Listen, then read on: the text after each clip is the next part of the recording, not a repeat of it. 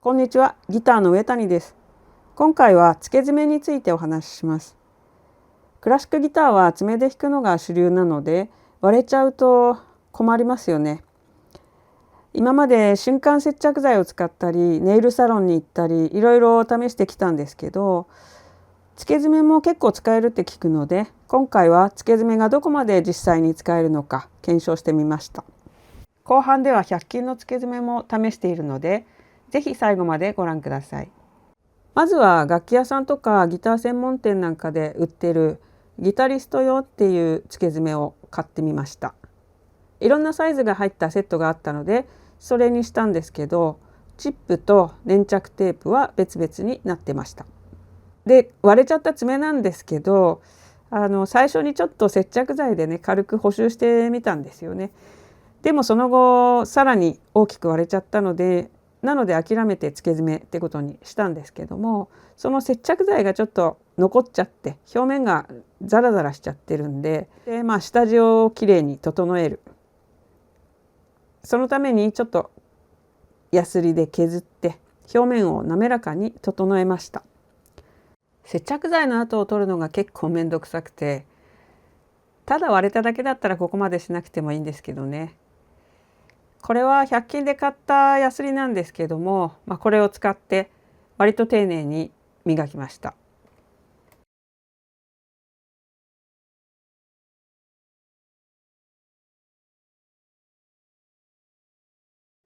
で、こんな風にきれいに整えました。で、ここに貼っていくことになります。こんな感じでなんか慣れないので不器用な感じで貼ってますけど、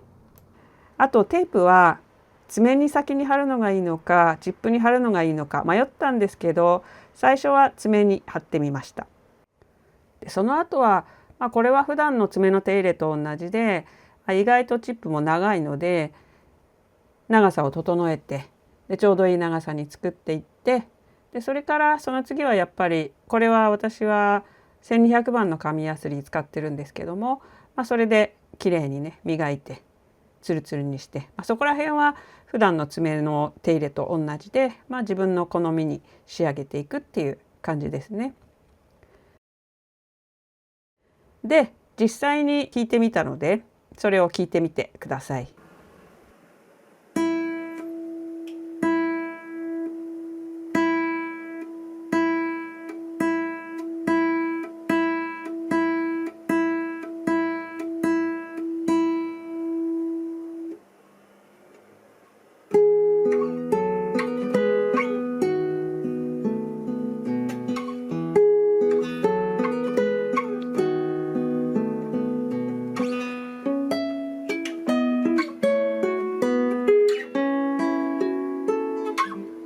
どうでしょう。聞いてみて違い感じられたでしょうか。私自身はそんなに違いは感じなかったです。違いっていうのは爪で弾いている他の指と比べてっていうことなんですけども、指の感覚としてそんなに違和感なかったですし、何より音色ですよね。他の指と比べてあまりに音が変だったりすると使えないなって感じなんですけど、それはあまり感じなかったので十分使えるなって思いました。ただとりあえずしばらく練習してって別に問題なかったんですけど、そのままつけたままでいたらその日の夜には剥がれちゃいました。これは基本的にこういうつけ爪っていうのはそんなに何日もつけておくようなものじゃないらしいです。基本的には1日持てばよしぐらいの感じのものらしいので、衛生的にも使う時だけつける、そういう前提の商品みたいですね。でも試しに2回目につけた時はしっかりつけてちょっと気をつけて使ってたら3日くらい使えました。全体に水に弱いみたいな感じはしますね。そんな感じでつけ爪自体は十分使えるって分かったんですけど、最初にちょっとお話ししたように最近では100均でつけ爪売ってるんですね。それが結構使えるっていう話を聞いたので試してみました。いろいろ買い込んできたんですけど、まずはチップはそのままギタリスト用のを使ってテープだけ100均のに変えてみました。なんでテープにこだわるかっていうと、チップは何度でも使えるんですけど、チップに残ったテープをきれいに剥がすのが意外と大変なんですね。最初に使ったチップはテープがきれいに剥がせなくて1回しか使えませんでした。しっかりついてるからなかなか剥がれないっていう、そういうことなんですけど、そこの違いは100均だとどうかなって試してみたら、100均のテープでも引くのには全然問題なくて、剥がすのは100均の方が剥がしやすかったです。お湯につけるといいって聞いて、そんなことも試してみましたし、ともかくそこは100均の勝ちって感じでした。で、その後100均のチップも試してみたので、ちょっと聞いてみてください。